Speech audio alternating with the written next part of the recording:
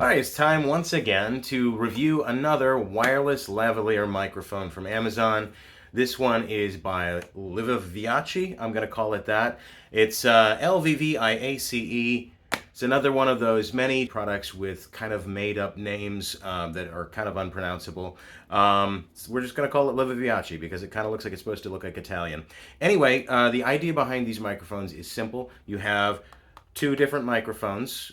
Usually they come with two. You pin one to your shirt, and then there is a receiver you plug directly into your phone, and then that transmits wirelessly so that you get hopefully good sound quality. Now, right now, you're listening to my voice directly speaking into my phone, and I'm about 1.5 feet away from the phone. So the microphone from the phone should be picking up the sound quality really well, and it probably sounds just fine.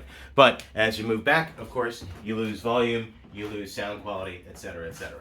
That is where a lav mic really comes in handy. I haven't tried this yet, don't know what it's going to sound like, so I need to open it up and we'll take a look at the parts. Okay, so the microphone comes with a charging case, and you can plug the case in on the back with a USB-C, and it's supposed to charge the microphones and the receiver. Now, I'm looking at the instructions for the first time, and I'm seeing a couple of things I'm not crazy about. First of all, you have to turn the microphones on and off. A lot of these microphones will turn on by themselves as soon as you pull them out of the case and connect the receiver to your phone. I have one called the Hollyland Lark M2. That's a really nice one. It's a little more expensive, but it's very popular, works great. Another thing I've noticed in the instructions is a Q&A, and one of the things it says is for Google and OnePlus phones, some models are not compatible with the microphone. It would be nice to know that before you actually buy this and open it and read it in the instructions.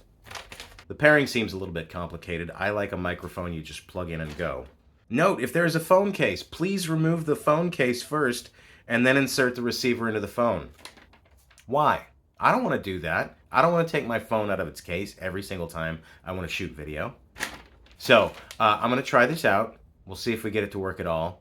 I'm not going to take the case off my phone. If I have to do that, I don't want this microphone. So we're going to plug it in, see if it works with the case on, and see if it works with my phone at all, which is a Google Pixel 6a. Testing 1, 2. Okay. So you not only have to turn on a power button on the microphone, you also have to turn a power button onto the receiver. I went ahead and plugged the receiver into my phone using, without taking the case off, and it seems to work just fine. These clip on. A lot of the microphones now have the option of using a magnet to attach them to your clothes, which is nice because if you're wearing a shirt like this, like a sweatshirt, something like that, it's not really great placement to put the microphone right up here. You might want to put it on your shirt down here. So I've just thrown an apron on just so that I can have the microphone about a hand's width away from my mouth. So this is the first time I've used this. I have not heard it yet. Backing away from the camera, how does it sound? Does it sound clear? Does it sound muddy? I've tested out a lot of these lav mics, and some of them are pretty good. Some of them are not so good. Just based on the complexity of this, I'm not sure what we're going to encounter. But this is a Google phone. It says that it's not compatible with certain Google phones. It doesn't say which models. Can you hear me? Am I coming through? What do you think? Is it clear? Is it not so clear? Let's check out the video and see what it sounds like. Well, it wasn't too bad. It was actually kind of surprisingly decent sound quality. It was louder than I was expecting, definitely. You might be able to mess with the levels on the microphone. I don't really know. I haven't read that deeply into the instructions yet. There was a little bit of a kind of a, I don't know, kind of a swirling quality to the sound, so it wasn't amazing.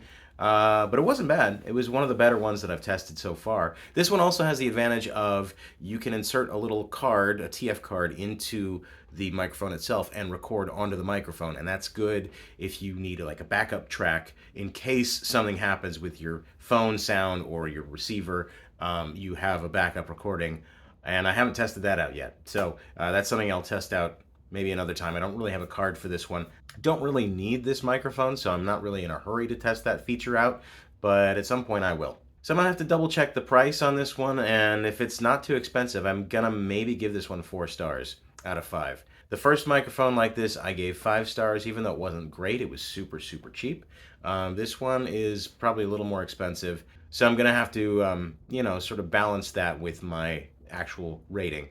But yeah, it was all right. It was all right. It was a little complicated. It did work just fine with the phone case on. It worked fine with my Google phone. I just find it a little bit obnoxious that they don't tell you on the listing on Amazon that it may not work with certain phones. You only find that out after you open the instructions and it's inside the case. So you then, I guess, have the option of returning it, but who wants to do that?